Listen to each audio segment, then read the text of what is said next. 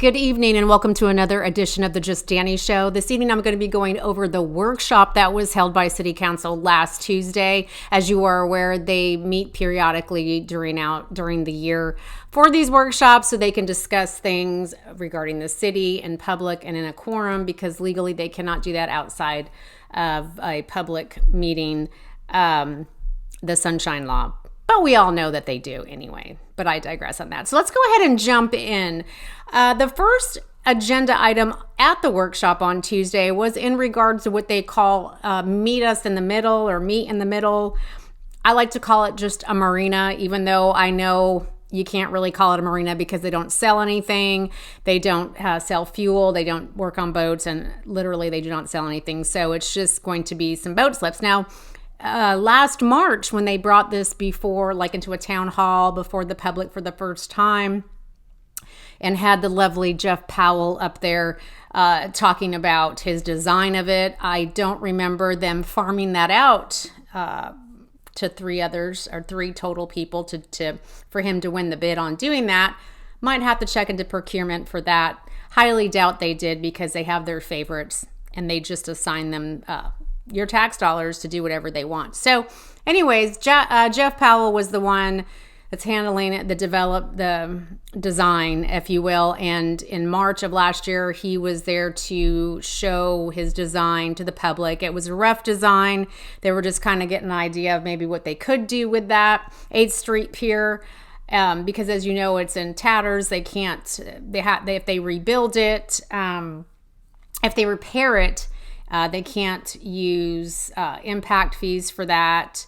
And so it has to be brand new. So this is how they're going to do it. They're going to totally demolish it. This is in their plans anyways, to demolish it and start anew. Now, initially back in March, if you attended that meeting or if you watched it on South Lake TV, they had a ton of boat slips. If I remember correctly, maybe there was like 50. I can't really remember, so don't quote me on that, but there was hella more than what the reiteration that Jeff Powell did on this design is wanting to implement now. So let's just say there was more than double when they initially came out with a design for the boat slips. They want boat slips to come off of the pier, and then they want a pavilion in the grassy knoll area. They want to build a pavilion, restrooms, and why, I don't know, and I'll get to my point in a minute on that. But so the only thing that he changed, he showed a reiteration of it to the council. Now, I couldn't see it because I was only listening to the audio. Jay Bryan doesn't generally film or live stream workshops, so I could just hear what he was saying. So basically, there's going to be, in this reiteration of the design of the 8th Street Pier, there will now be 28 boat slips, and obviously the pavilion, and then bathrooms. And then he was trying to sell the whole pavilion idea for events, and there's enough space on the actual grounds there for tents and again events. If you're a boater, you know how it gets, he said, with the weather, and you can seek refuge if you just pull in, and then you can go get inside the pavilion area where you're covered for about 5-10 minutes until the storm passes, and then you can get back in your boat. So if we're building a $2 million, and that's just for the pavilion, if we're building a $2 million pavilion just for boaters to seek refuge when it rains, that's a little pricey. And let me backtrack now to the idea of a pavilion. Why? Why Jeff Powell? Why City of Clermont? Why? Do we not already have a pavilion at our waterfront area? Do we not already have land there, enough room for events? We do have events there. They do pop up tents and tables for events. And to be quite honest with you, since I've been involved with the City of Clermont in reporting for the last 5 years, I honestly don't remember anything other than city events being held in that pavilion area, as far as the mayor getting up there and talking stupid shit, and then the council members sitting behind him, and then an occasional this last little hoopla with the MLK thing, they had a drummer and a saxophone player. Okay, we rarely use a pavilion if only just for city functions like that. So I don't understand why we need to build yet another pavilion in close proximity, no less. I just don't. There's no use for it. It's ridiculous. I can see bathrooms, of course, because you're going to be putting your boat in the slips and walking around downtown. You might have to take a piss when you get off the boat. I don't know.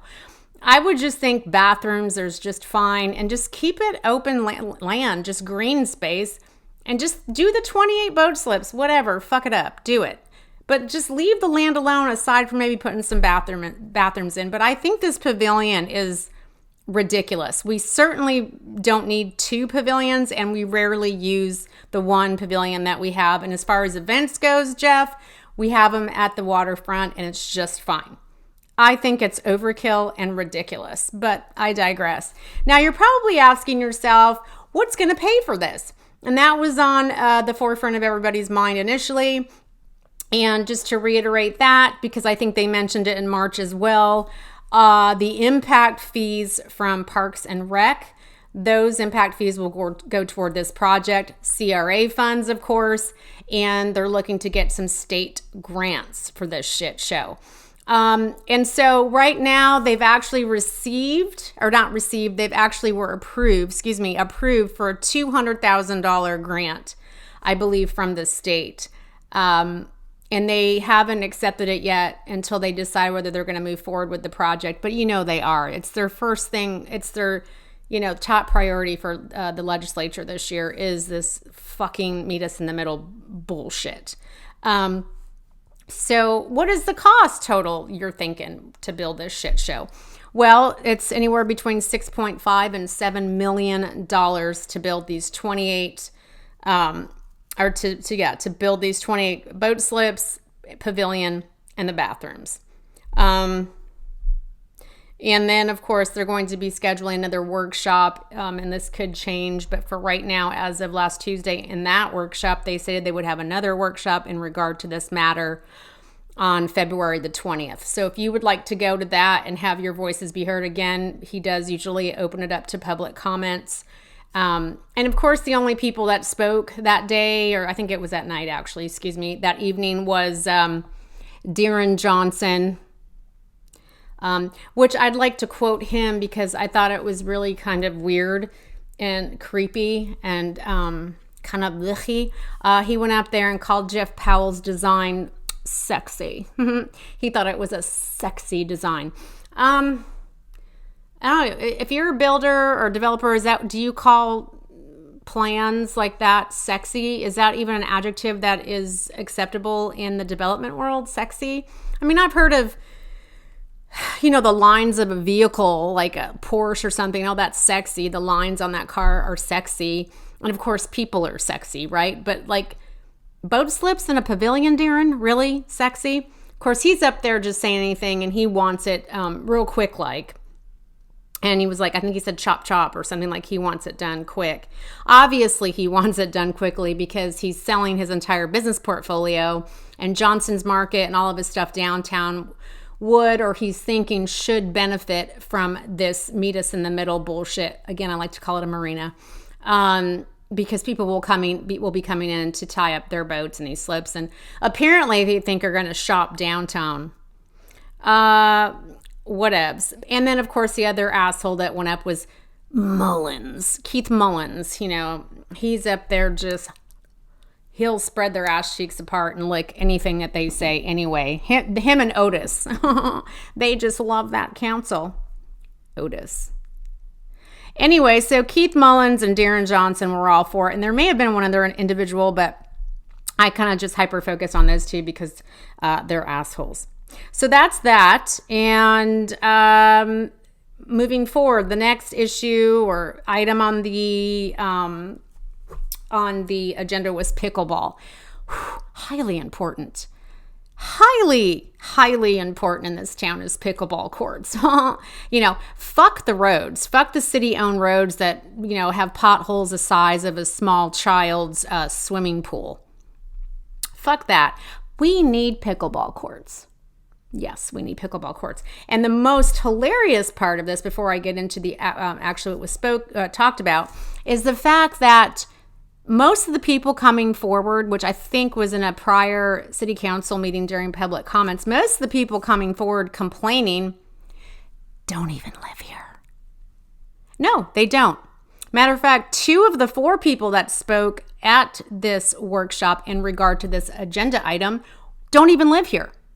They don't live here. One lived in Groveland, and I believe the other one lived in Mount Dora, if I'm not mistaken. But definitely 2 did not live here, and the other 2 said that they did.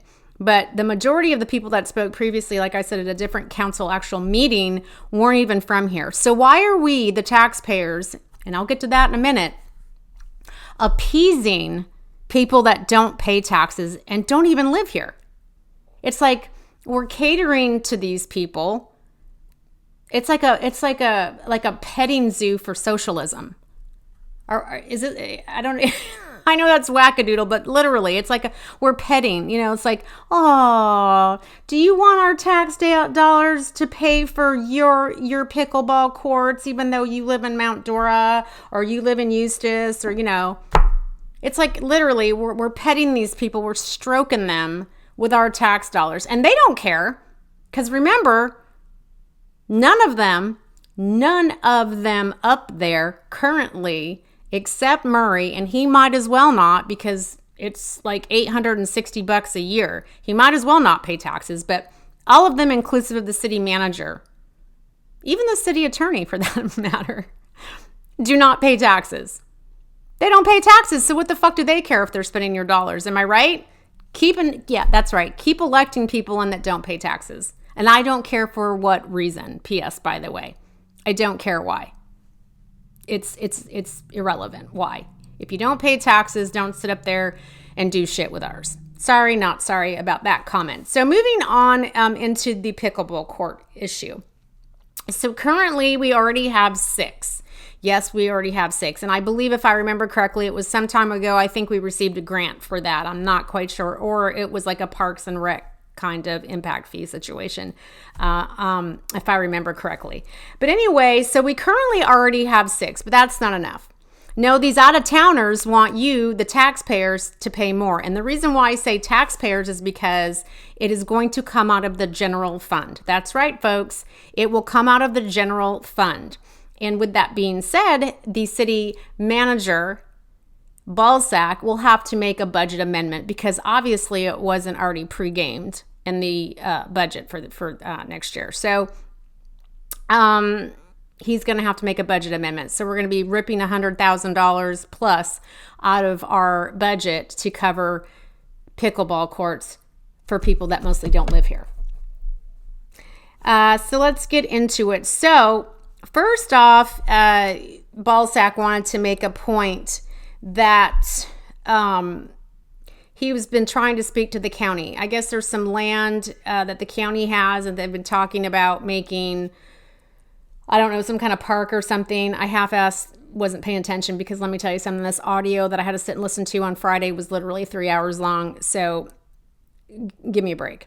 Some parcel where they're doing something with for this kind of stuff, not necessarily pickleball, but like a park thing or whatever. And he says, I've only seen like 2, like they're just pushing around dirt over there. They've seen nothing come to fruition about it. They're just pushing dirt around. So he is trying to get, or has gotten with Sean Parks to say, hey, why don't we, the city of Claremont, pitch in like $200,000, and then other cities can pitch in the same amount or whatever, and we can put the pickleball courts out there, because, again, these people that are complaining in the city of Claremont do not live here. So it would be better. It would better serve them if it was located in the county, and everybody could come around from Groveland, Mineola, Mount Dora, Eustis, wherever these pickleball folks are, could come into like a universal spot to play pickleball, and not necessarily come to Claremont, which I think is a good idea. I think it should be centrally located, or in an area where everybody from all around can come and everybody can just pitch in funds like that, because why should the city of Claremont taxpayers be picking up the bill for pickleball courts for people that don't live here? So here were some of the options. So this other, I don't know how many fucking Brians we have in the city, but there was a Brian that's head of Parks and Rec. I guess he took Davidoff's place. He came up and gave 3 different scenarios in regard to fixing this important problem we have in Claremont. It's so important to have pickleball courts, but fuck your city roads. So number 1, they said, okay, so here's 3 options. We can add lines to the tennis courts at Hancock Park. Trying to read my writing, I'm sorry. At Hancock Park, which will be $7,500 to add lines. Now again, the 6 pickleball courts that we currently have are not lit. There's no lighting. So these folks that are currently playing at these 6 courts now have to play during the day and obviously can't play at night unless you have night vision goggles. That'd be fun. So that would be $7,500 to add lines to the tennis courts at Hancock Park, where they're just adding lines. 2, there are some tennis courts at Felter Park. I'm trying to read my writing. I guess I could put on my readers. That might help an old lady out. Okay. So that they can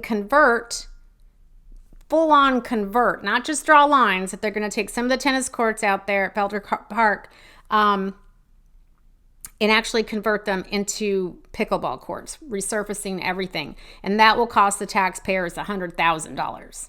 Okay? And regarding that particular place, they have bathrooms and lighting already installed, so that we would not have to pay additional for that. It's, we would just have to pay the $100,000 to actually convert the tennis courts over to, and I did not write down. I want to say there was 4. I think they were going to convert 4 tennis courts out there. There's like 9, I think, in total. Again, it was a long audio piece to sit there and listen to for 3 hours. I think there's like 9 out there, tennis courts, and they want to full-on convert 4 of them. Again, $100,000. But the I guess the best part is there's already lighting and bathrooms there. Or number 3, they could add to the arc 6 more courts. Now this is where it gets real funny, because it's over $1 million to do that of your tax dollars. So if they were to add 6 more courts to the arc, I just put all these amounts, like $105,000 for something, $30,000 for something else, $45,000 for something, $80,000 for something, $30,000 for lights. I did write lights next to there. $25,000. I cannot read my writing. $250,000. I don't know if that's resurfacing or what the hell I meant to write there.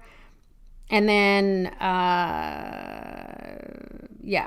so $30,000. So we're looking at about $1.2 million if we're going to put the pickleball courts in for the out-of-towners at the Arc. It would be $1.2 million. And of course, there's already bathrooms there. So out of those 3, to me, it's not rocket science. First of all, we shouldn't be doing it.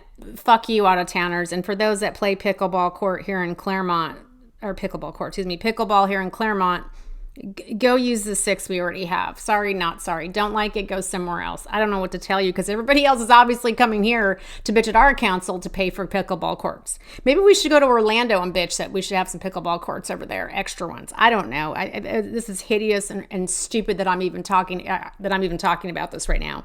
It shouldn't even have been on the agenda. This is not an important thing in Claremont. Sorry. Ridiculous. So in my choice, I guess, if I had to choose, because obviously they're going to move forward with this. There's no discussing it further or poo-pooing it. They're obviously all for it. Except quite laughably, Benzo's Pines actually said we have to get our priorities straight, because if the impact fees from Parks and Rec are going to help pay for this, I thought that was going to help pay for the meet in the middle thing, and let's get our priorities straight. So she wasn't really for this. So I hate to give her a one up, but even if I don't like you and you say something that's obviously makes sense and is a good idea, I'll give you props. So here I'm going to have to give Benzo's Benzo's Pines props on that one, because she was audibly, you could hear, against it pretty much, without saying she was, right? So let's just get our priorities straight, she said. Murry said we could add lights at the Arc and then go ahead and go with Felder Park and add the 4 courts there for $100,000, and on top of adding lights to the Arc. So more money. Murry wants to spend more money than just $100,000, but whatever, because he wants, like I said, do the 4 courts there and then add lights to the pack. Obviously, they couldn't vote because they can't vote on anything during a workshop. It's just for them to exchange ideas. So what it sounded like collectively at the end of the conversation was that they were going to go for number 2, which was just convert those 4 of the 9 tennis courts to for $100,000. That's what it sounded like at the very end. That's probably what they're going to do. Again, they couldn't vote on it. But I do want to play you, I'm going to be playing just some clips throughout this podcast, but I wanted, because we're talking about pickleball, I want to run by you a clip of just how stupid Michael Gonzalez is. And another word salad from him. And it's hilarious because when I run this clip, I want you to pay attention to the response. You can, even though it was just audio and I couldn't see anything, I could feel the awkwardness in the room. Have you ever just listened to an audio piece and you can just like feel what's going on in the room, and you will feel the awkwardness and almost a slight giggle. You can hear the room go, just, you can feel it. And go ahead and have a listen. So I'm kind of on board with the same thing with the mayor. It's like we try to spread everything around instead of being in one centralized place. I mean, that'd be great if we could, but with land being so short, can we also, the other tennis courts, could you put lawns on it as well? Just to kind of like, give the citizens options to go from one location to another location. I mean, because at Keeler, right, I understand, because I've been there, that, one team's playing tennis and the other one's playing pickle. They actually get along. And, and I've been there, but, whoever gets to the court first. And so if you were to put more lines at the other courts, that would be great. In addition to having, transitioning and converting Felter to a full pickleball court, that'd be ideal. And then, as with the mayor saying, phases and so forth, if we want to look again at the Arc and adding just 6 courts, no lights, but just 6 courts, that would give us additional 6 courts at a less price. Then we have more money later and in phase, and we can add additional lights. Make sense? Yes? You agree, Mayor? Yeah. What you just said is one of the most insanely idiotic things I have ever heard. At no point in your rambling, incoherent response were you even close to anything that could be considered a rational thought. Everyone in this room is now dumber for having listened to it. I award you no points, and may God have mercy on your soul.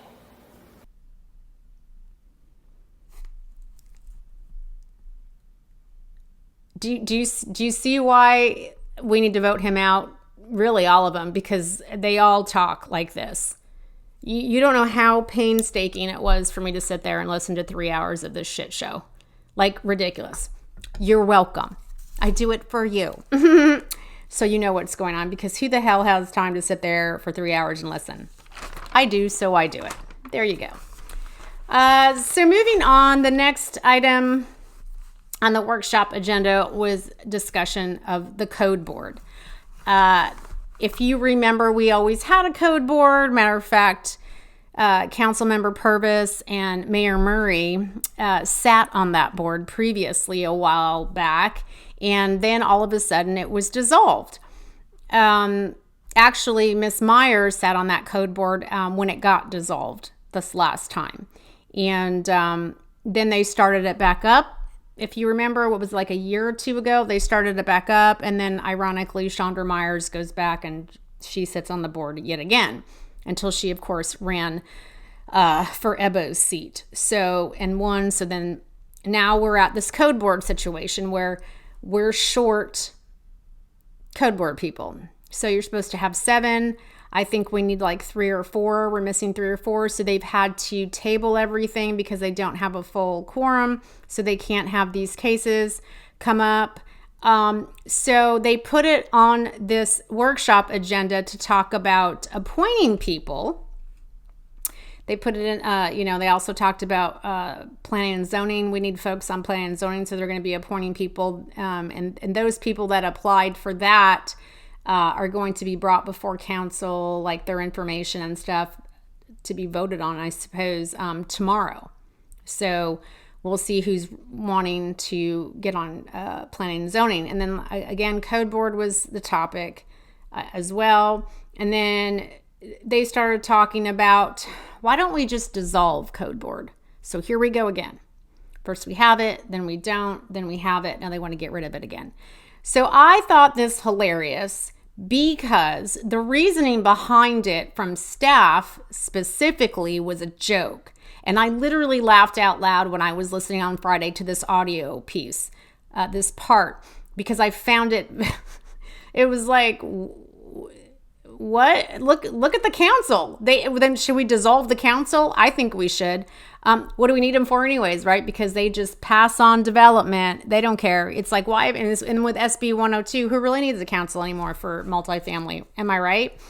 But anyway, so Kurt gets up there to kind of, I guess, present it. It's not really like a formal meeting to where they have presentations per se, but like he went up there to, I guess, open the discussion up, and basically said they want to get rid of it. Are you ready for this? Because this is exactly what the council does.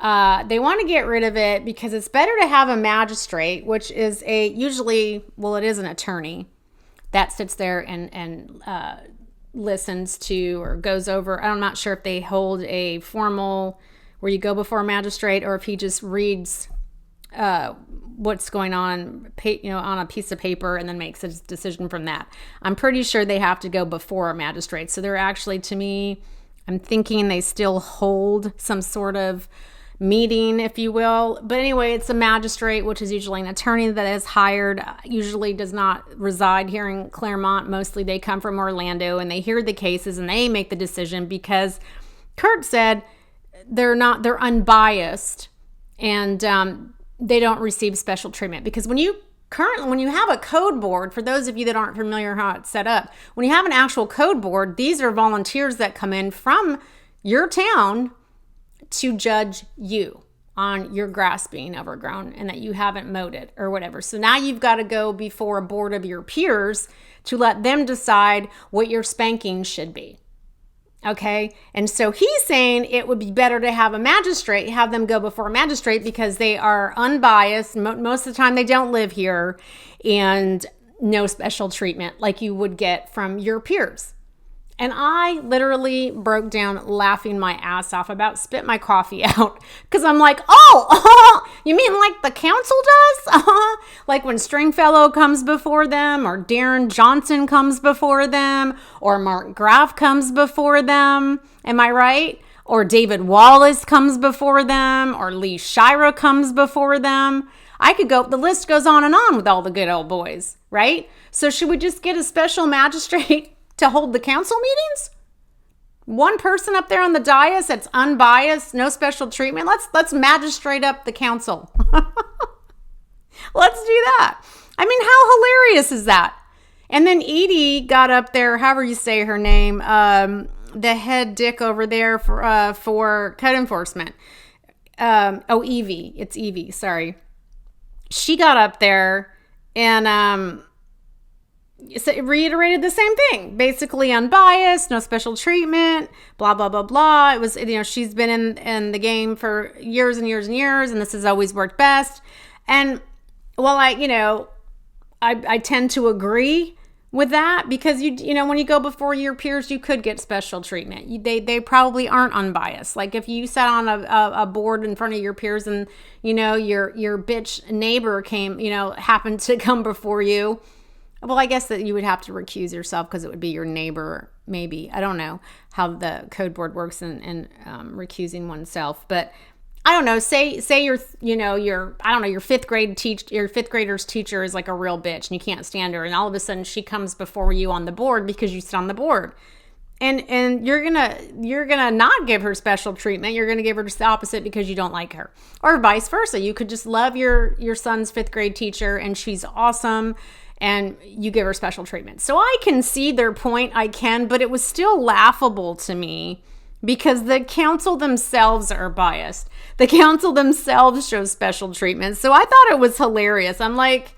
what are you guys saying? I mean, it's just like, look at the council you're sitting here speaking to. They're the same way. So anyway, I digress, but so the first reading on dissolving the code board will be held tomorrow. Now, the only person that kind of spoke against it in a sense was Chandra Myers, probably because she had previously twice actually sat on this code board.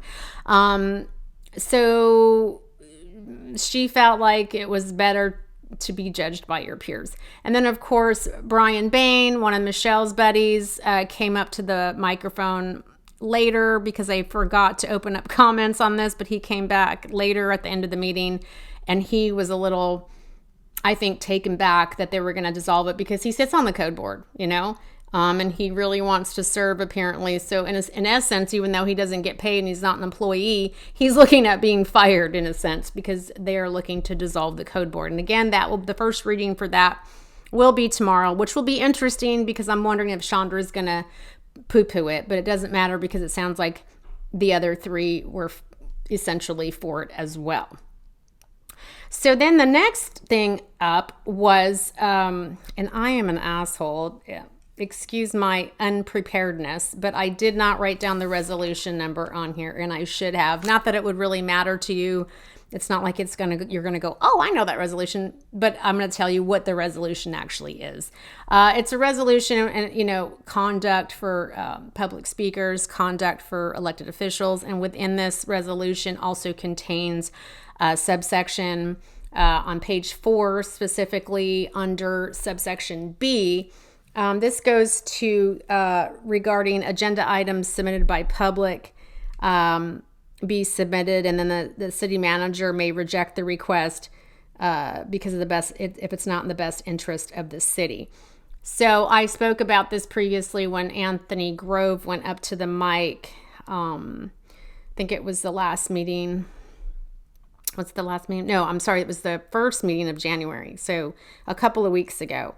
Went up because he had requested to be placed on the agenda for a citizen request. Now, back when Murry, I'm just going to reiterate this again, but back when Murry was first elected, his first term, since he was against actually upping the time on the clock for public comments, he said, if you can't say what you need to say in 3 minutes, I'm going to go ahead and change this resolution within a subsection there. We're going to add, you can, as a citizen, request to be placed on the agenda for a presentation up to 15 minutes.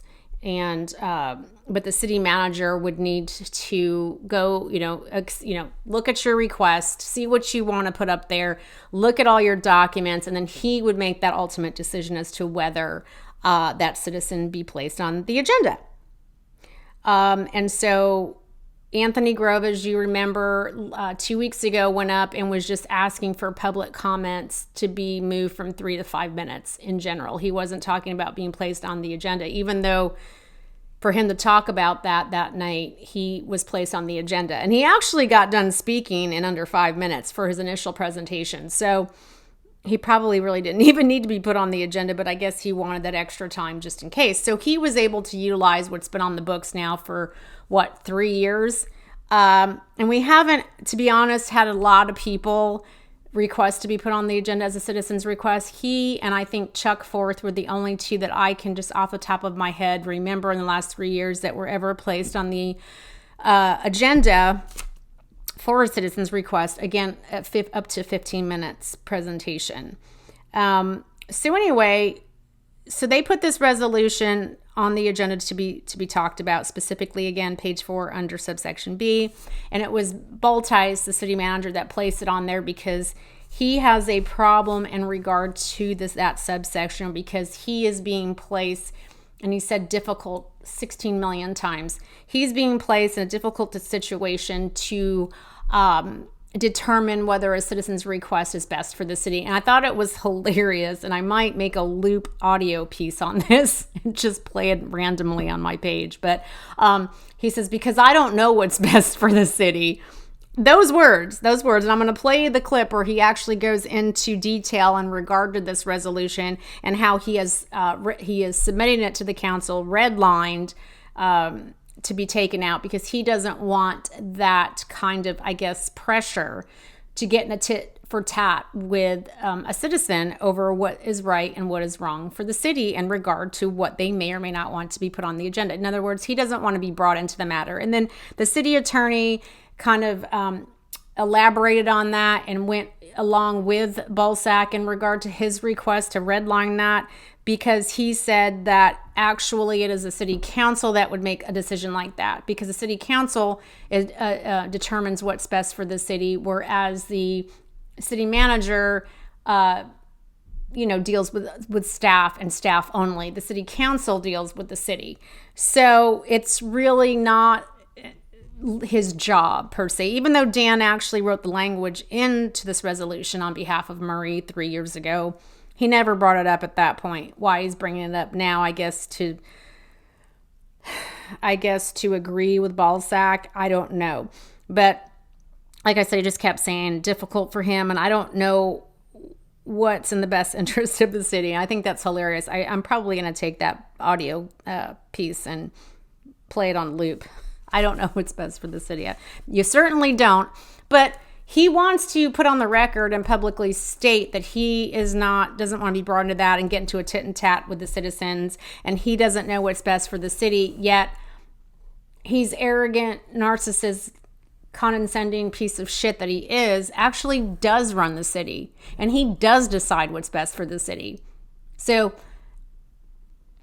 he's making this shit up as far as I'm concerned. He's trying to look good in front of the public and wanting to remove himself, and he's actually wanting to remove himself from the equation so he doesn't look any worse than he already does in regard to what the citizens think of him. And I think he's trying to remove himself as far as he can away from issues like this, where the citizens look at him in a bad light and start shit talking him like I do and posting shit.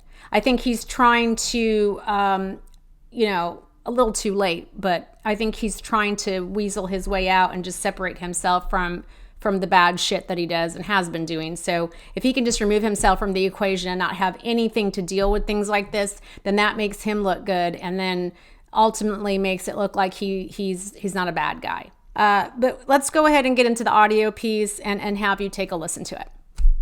Page 4, and what you'll see is under B, it's agenda items submitted by the public. So that's the way it's worded right now.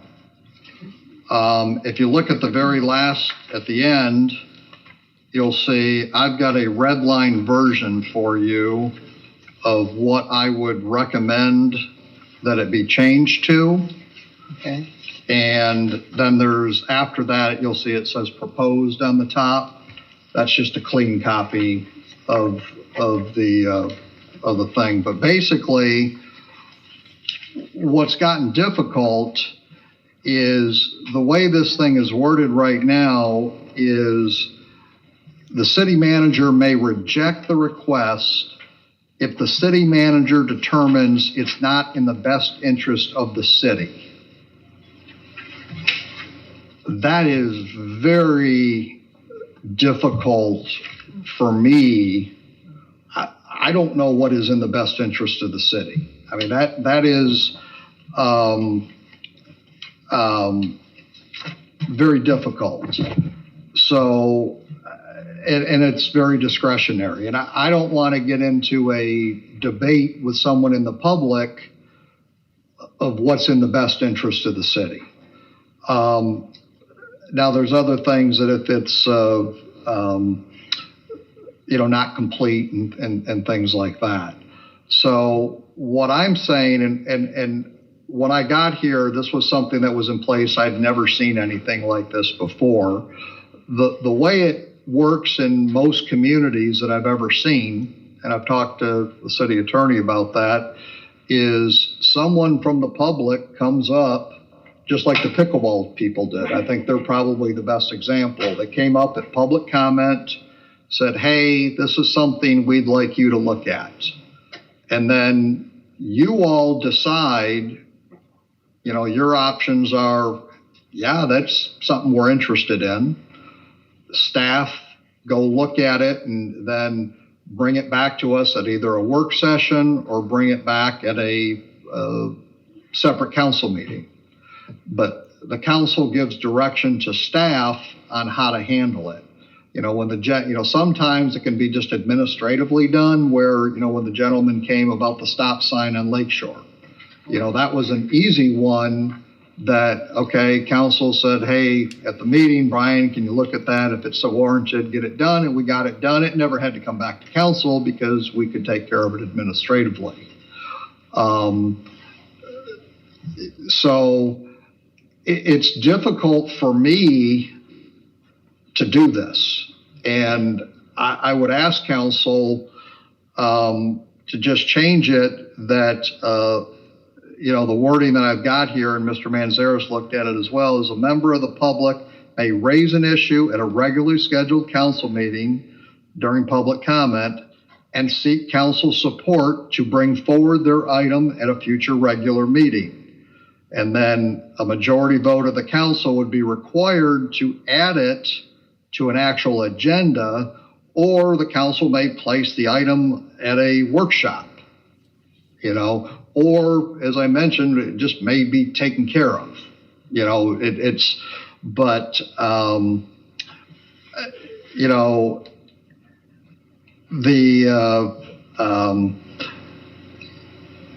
So I'm simply, then I just clean up the language after that. But I'm really asking you to take me out of the process, because it has placed me in a very difficult place to determine what is in the best interest of the city. And, I follow through on what you direct me to do, but I shouldn't be making a decision like that. And I would ask you to just consider adopting this as I proposed. Okay, so, and they're going to go ahead and approve it because, like I said, tomorrow it's under the consent agenda, and unless somebody pulls it and wants to discuss it, and regardless if someone does pull it and want to discuss it, they're still going to pass it. They're still going to remove him from the whole scenario. Also, I know you heard it, but I wanted to make sure that you understood it. At least what I gathered from the audio piece was that instead of having the city manager deem what is good for the city and appropriate for the city, they're going to have you come up during comments like you generally do, before the meeting start, they get to the meat and potatoes of the business aspect of the meeting. During public comments in the beginning, they're going to have you come up for your 3 minutes. And at that point, this is at least what I understood. Somebody can correct me if I'm wrong, but it sounds like you go up there during your 3 minutes, and during that time you could say, and I'm just going to pull this topic out of my ass, whatever. Like, okay, I see a lot of red fences in town. I don't like red fences. I think that red fences should be blue fences. So I want to put this on I would like for this to be placed on the agenda for discussion between you guys, and maybe you guys vote no more red fences. Okay. So it made it sound like, at least that's how I gathered from Michelle. At that point, they would vote on whether your idea will be placed on an agenda either for the next council meeting to vote on or just speak about, or put it on a workshop agenda to speak, to discuss. That's how I received that information. Again, correct me if I'm wrong, but that's how it sounds to me. But they're going to be very capricious about it. I mean, could you imagine me going up to the mic and requesting, hey, I think you should put this on the agenda for discussion? Do you think they're honestly going to vote that night for me and put it on the agenda to discuss on the next council meeting or even on a workshop? No, they're going to go, fuck you. No. Anyone want to put her shit on the agenda for us to discuss? And again, it wouldn't be for you to present or you to even probably be involved in other than the typical public comment that comes with an agenda item. But if they're capricious as fuck. So if I went up there, Charlene Forth went up there, they would deny our request to put it on the agenda anyways. I mean, I see where this is going. Basically, it's the same shit. They're still gonna cock block you from being put on the agenda, just like Balsack has done. Hence why he wants to remove himself now, because he wants to be a nice guy all of a sudden. And in saying that, nice guy, brings me to the next thing that he had a problem with. This last portion, by the way, of the workshop agenda was all about Bulthuis and what he wanted. So he brought up two people, really. He brought up Anthony Grove to kind of, again, talk about the putting a request, a citizen's request on the agenda. It kind of compounded on top of that. And then how he was confused about Anthony's request, how it literally was the same request he had put on the agenda last time and that they had poo-pooed his idea. And it appears, he says, I don't know, I'm confused by it. It looks like he wants to put it back on again. And, you know, Murry was kind of slamming him about it. But anyways, they go into a back and forth in regard to Anthony Grove. Not too derogatory, but they discussed him. Okay, and then now he's on a roll talking about citizens. So now he brings up, of course, Miss Charlene Forth and the December incident.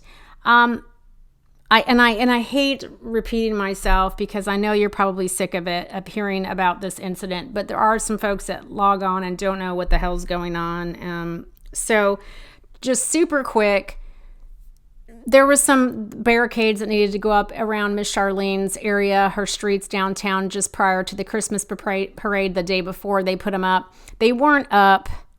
So she got involved with her neighbors and the city hall to, get people down there. Hey, put these barricades up. I have this map that I worked out a couple years back. You guys need to put these barricades up. And Balsack headed down there with a couple of his minions, and Balsack started talking to neighbors about the barricades, being put up, and Charlene was there at the same time, and then Charlene tried to intervene in what he was saying, and then he lost his shit and literally verbally assaulted her. And when I say verbally assaulted, like, he screamed at her. And I know she hates being called old, but if you want to play it off, she is an elderly woman, and and to me that's elder abuse, because he's screaming at her. Get back to your house, get off, go back to your house. Shut up, you're interrupting me, go away, to the point where her husband came zooming up, and then he got into it with Bulthuis. So that is the main ball of shit going on right now with the city, and it's been just going since December. And it frustrates me, and it's almost like I want to get up there and grab the mic and go, excuse me, this is really what the fuck is going on. Because everybody, inclusive of the council, are so fixated on the blockade part of this shitball, and not the fact that he verbally assaulted an elderly woman. Now, the clip I'm going to play you is him talking about how he previously wanted to sit down with Charlene Forth and Miss Myers together to talk this out, because he refused initially to publicly apologize. He refused to do that at first. Well, now in this workshop, again, he's trying to play Mr. Nice Guy. First, he wants to remove himself from having to go toe-to-toe with citizens in regard to a citizen's request, right? Because he doesn't want to be mean, right? And now he's all of a sudden, now I'll apologize publicly to Miss Charlene Forth. I will publicly apologize, he said. I have no problem with that. I don't want to go, again, a tit for tat with her. And he said, I talked to each of you about what happened. And this is where it pisses me off too. He goes, I talked to each of you, meaning the council members, about what happened, and it would embarrass her. So if he was to go into, so basically what he's saying is, I will publicly apologize to her. I will do that. I have no problem. And because I've already talked to each and every one of you about what happened, I don't want to get in a tit for tat with her publicly after that because it would embarrass her. So basically what he's saying is she's lying. He knows better, and now the council knows better, and so he doesn't really want to put out there what really happened because he would embarrass her. What an asshole. But at the same time, he's trying to look nice and remove himself from any kind of further shit show with the public. Tit for tat, as he calls it. And that he will apologize. But he doesn't want to get into it with her because he would have to embarrass her. He doesn't want to embarrass her. Are you kidding me? But back to what I was saying is everybody in this next audio clip that I'm going to have you listen to is so fixated on these fucking barricades. They're not even addressing what the fucking problem is, which again is the verbal assault of an elderly woman. Why are we dancing around the actual problem? And the only two people that kind of touch on it is Murry and Chandra. Because Murry said, well, I understand that Ms. Forth said some things, and Mr. Bulthuis, you said some things, and but when she be getting involved like that, she get what coming to her.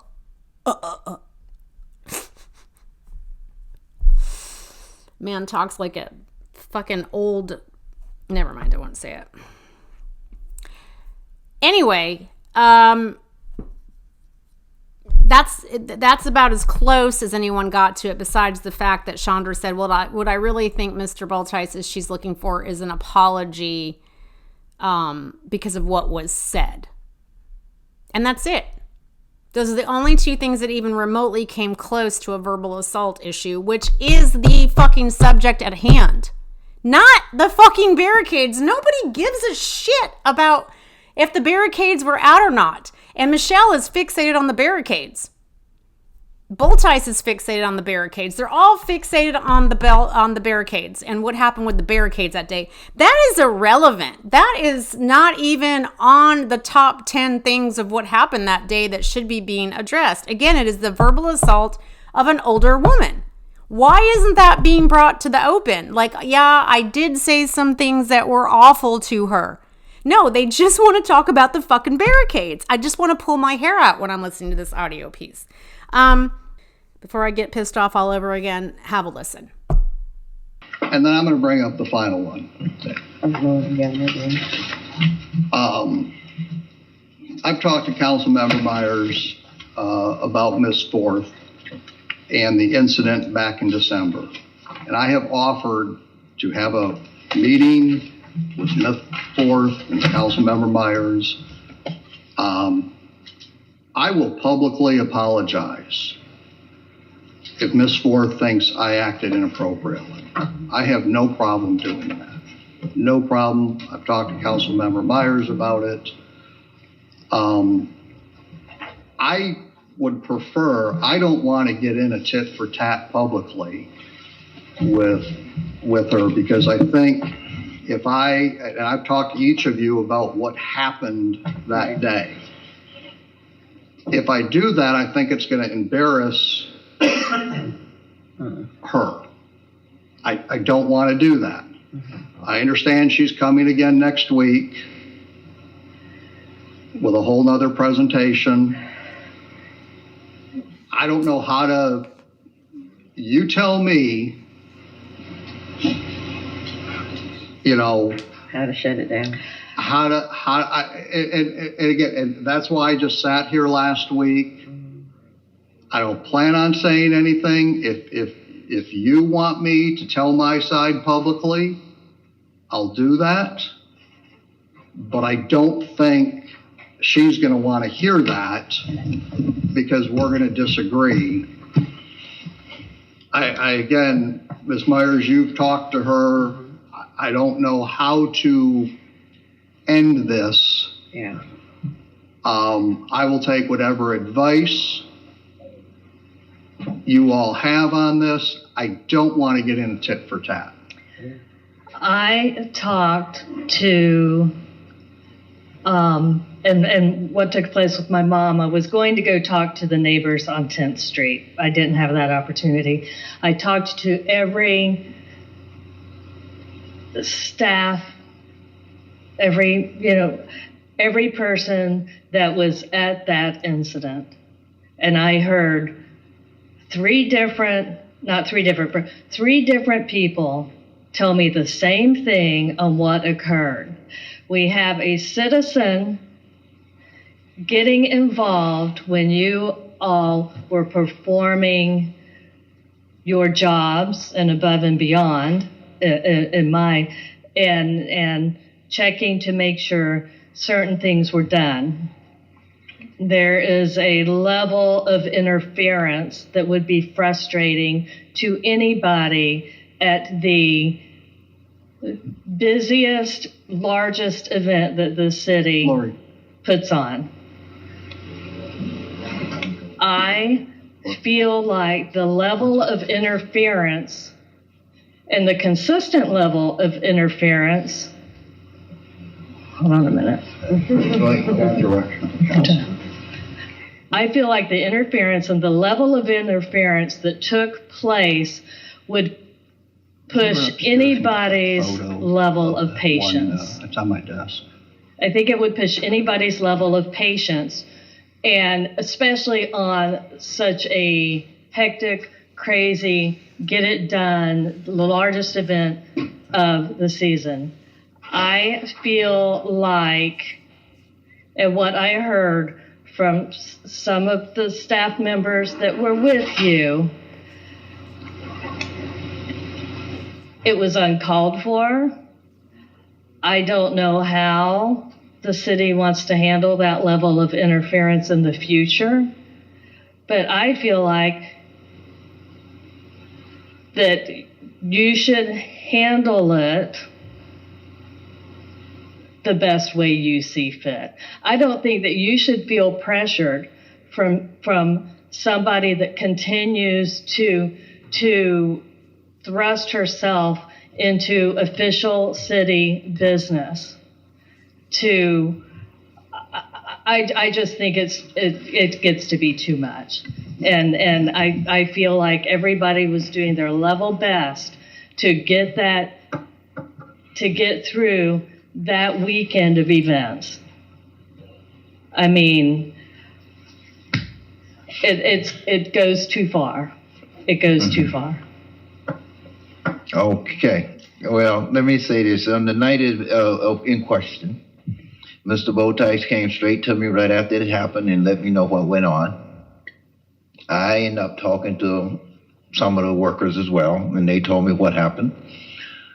I took it a step further. First opportunity that happened on a Friday night. On Tuesday, I had some free time, and I went down and I knocked on, as I stated in councilman, I knocked on 4 out of 6 of the doors down there, and I talked to 4 of the residents out of the 6. None of them said Mr. Bulthuis did anything wrong. I don't want to talk about Ms. Forth while she's not here. They did give me a couple of comments about her and everything, but I will keep them to myself right now since she's not here. Mayor, if I could, the one thing Ms. Forth was absolutely right about, you didn't talk to the lady right where we had, so the other people. The one on the very corner of 10th and East DeSoto with all the cars in the I knocked on their door, nobody answered. Yeah, none of them would have seen anything. Right. So Ms. Forth is right. The only person that saw anything was the one. The other thing, and again, I just want to make sure everyone sees, because Ms. Forth was absolutely right last week when she showed you the map, that she had done. And if you look at it, it says small barricade. It says small barricade, whereas there's another map that shows large barricades. So the small barricades were supposed to go at DeSoto and Montrose, okay? When we got out there, this is what was there. Small barricade. That was the small barricade that staff had put up. And that's the one when I said, this is ridiculous. This isn't going to do a thing. And that's when I called staff to say, hey, we need real barricades down there. So she was right with her complaint that this barricade doesn't work. And her map is absolutely right. I'm not denying that. And when I got down there, I had never seen the map, by the way. But that's when I called and said, hey, we need real barricades down here. And I waited until staff showed up with the barricades. The barricades were then put up. And then she came after that, and she came inside the barricades, and then that's when things happen. So, but staff was wrong with, I don't know who put these, I laughed when I saw that, and that's why I had Kurt take that picture, that these barricades are ridiculous. Well, Mr. Bulthuis, what time did this all occur? Here's the other problem I have with it. If you go down a little, Scott, take that down. Go down. I thought I had that cut. It shows the time that picture, the picture was taken about 4:10, 4:12. Right. It was before 4 p.m. No, it's about 4:12. It was about 4:18. So at this point, we wouldn't have had the barricades out here. They should have been. Okay. I'm not gonna, they should have been. Absolutely should have been. But you as the city manager, along with some of your staff, were walking around to check these things out. Yeah, we were walking downtown. Look, I had my Christmas hat on. We were walking around having a good time. Miss Forth called and said the barricades weren't up. She called Debbie. We checked with staff, and they said the barricades are up. But by the time she got there, the barricades were up. This was the barricade that was up. That's when I called, said, hey, the barricades are not there. This barricade is stupid. We need a real barricade. The barricades then got put up. And then she came. And then she came after. And got herself involved when I was talking to a resident. Which you have a right to talk to a resident as a city manager about any concerns they may have regarding barricades on their street. And your conversation with the resident was just wanting to know whether they want barricades or just a sign. Right. Right. You want to verify what they wanted. Okay. And it didn't matter to you whichever they put up there. And just to clarify, you was already out walking around, checking on things when you got the call from Miss Forth and everything. And since you was already in there, you just walked down to check. We were 2 blocks away. This is what you found when you got there. That's what I found when we got there. And also, I also understand that the crew that was supposed to be putting out the regular barricade hadn't been dispatched at that point. They were supposed to have been coming. No. And they did come when you was out. Now, what I found out is Miss Forth called a personal friend who worked for the city to have him put it out. And a personal friend that worked for the city took orders from Miss Forth to go put out barricade. Oh, okay. But in the meantime, the ones that were supposed to be putting them out, they had a specified time that they were supposed to be putting them out. They were on their way to They was on their way to do it. Okay. All right. Well, I have, as I stated, I have no intention, and I mean, I think this was one of the requests also for independent investigation, and I wasn't going to waste the city money on this and everything, because as Ms. Forth said, there was nobody out there could have heard any conversation of who we're going to investigate, who we're going to talk to other than city staff, and I don't think anybody going to take the city staff word at this point, so why waste time? I stand with Ms. Pine. You can solve it any way you see fair. I personally, haven't been victim of something like this before myself. I don't think you deserve a personal apology when they step into something that they shouldn't have been interfering with, okay? And they get their feelings hurt because they're interfering in something they shouldn't have been interfering. Okay, she has the right. She had the right to, all right, call and say the barricade wasn't out there. At that point, leave it alone. You were down there to take care of it. She had no right to be in there saying anything. Let you do your job, okay? If she started interfering and got you upset and you said something that maybe hurt her feelings and everything, and you shouldn't have been bothered. You should have been letting him do it. You made your complaint. He's trying to take care of the complaint. Leave it alone, okay? Well, I think the concern too is from what she said and the way he said. They both said that he raised his voice. Mm-hmm. And like she said, it's trying of your patience or whatnot. But again, that's part of being the leader. We have to keep our cool, even though we are irritated and agitated by people. By all means, I mean it's true for human beings, but we're the leaders, and leaders always have to give the example of leading and not falling into what a citizen necessarily would do, because she shouldn't have interfered. And that's my point exactly. She shouldn't interfere. I mean, and I have no problem with you saying the barricade isn't there. No, she was right. Okay, you made the complaint, step back, you came down to take care of the complaint. Yeah. Now, why come attack you when you're trying to do your job? That was the workshop in a nutshell. And then again, tomorrow night is the actual city council meeting. Again, on the consent agenda, they're going to sneak in the change of the resolution in which Bulthuis no longer has anything to do with citizen requests, and actually they're removing it from the resolution altogether. So you will no longer be able to have a citizen request on the agenda. If you can't get it done in 3 minutes, you just sit down and be done. And then one more thing I wanted to bring up that was not on the workshop agenda, but I did want to go over with you, so if you do go to the meeting tomorrow night, you will you'll be ready for it to get manhandled. Sorry. So the PIO, the lovely Lori Wyndham, her and her Buster Brown shoes,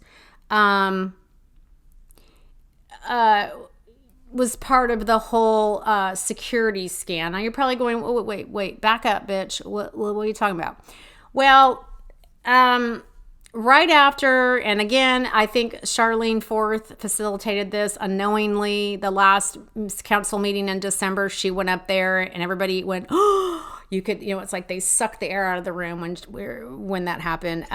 But she went up there and was basically saying, in a nutshell, Brian Bulthuis is such a dick, and his anger issues, basically, for verbally assaulting her. Basically, she said that he's out of control, and you should probably get a metal detector because someone could come in here and take him out.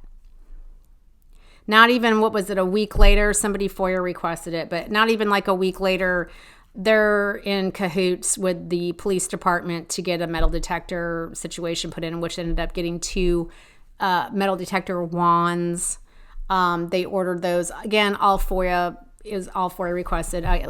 Claremont Candor actually has the documents, the receipts, if you will, posted on their page of this, going back and forth between Lori Wyndham and Graysick, our deputy chief of police.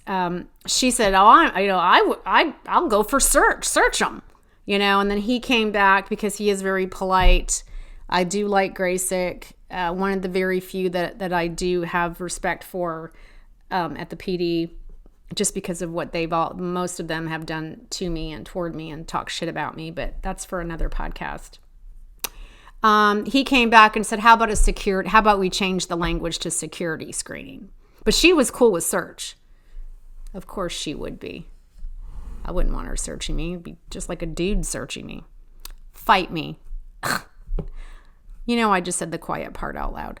Anyway, so that's going to happen. That is happening. That did happen. I think they implemented it Actually, I take that back. It was not. No, I'm sorry. It was the last council meeting in December that she said that. And then the first council meeting in January, which was 2 weeks ago, they already had the wand. They were already out there going through your purse and wanding you down. Here's the problem I have with that. Well, I think with the state of the world today, it's probably a good idea to do this with all kinds of governmental meetings. And they do it with the county commissioners too. If you go to a BCC meeting, you will have to go through, put your purse through this thing. They look through it, and then you go through a metal detector. So while looking at it is probably a good idea again in this day and age, but it was just hilarious, in my opinion, that no sooner did Miss Charlene say someone could come in here and take him out, basically because he's a dick. Not even a week later, we've got wands ordered, ironically in the name of Ethan Bell. So if Ethan Bell had anything to do with it, and I don't know, maybe they just put it in his name to be delivered to the PD just because, but more than likely it was something that Michelle Benzo's Pines facilitated, because she loves her some Brian Bulthuis. And again, I swear she brought him here because her family lives 20 minutes away from Ackworth, but I digress. But she's very protective over him.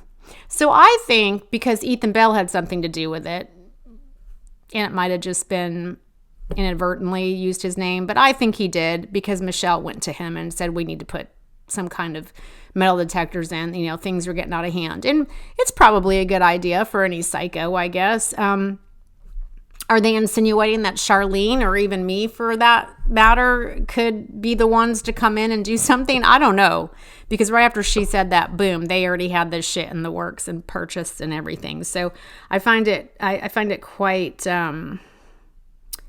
just coincidental. So I think it had something to do with her remarks and just the fact that I go after them verbally, and so does Charlene. So whatever floats their boat. But just know that from here on out, whenever you attend a council meeting, you will be slowed down and be wanded, and have your purse gone through, or your backpack, or whatever.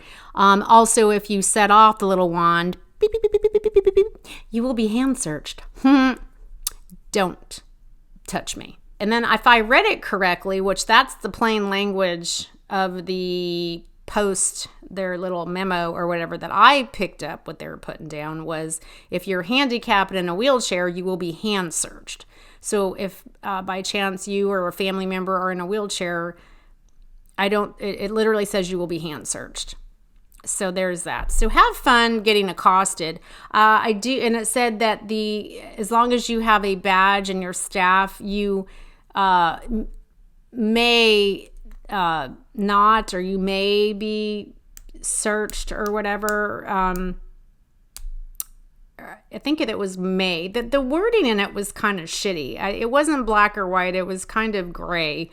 But I picked up, because they're not staff. Council isn't staff. Now, I think Michelle's crazy as a loon. I think Brian is off his rocker.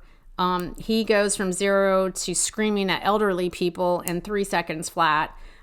Michael supposedly saw some awful things. So I wouldn't put his mental capacity very, very strong either. So in my opinion, I feel like everybody that walks through the council room, or is attempting to, should be accosted and scanned. Right? So it's our tax dollars, because think about it. Now we've got to hire a female and a male cop to be out in the hall at all times. I mean, I knew they were already paying people overtime to be at the council meetings, but they are inside council chambers. They're not actually outside council chambers. And if you're going to have a metal detector in the entranceway there, you're certainly not going to wand everybody and then go sit down in the council chambers.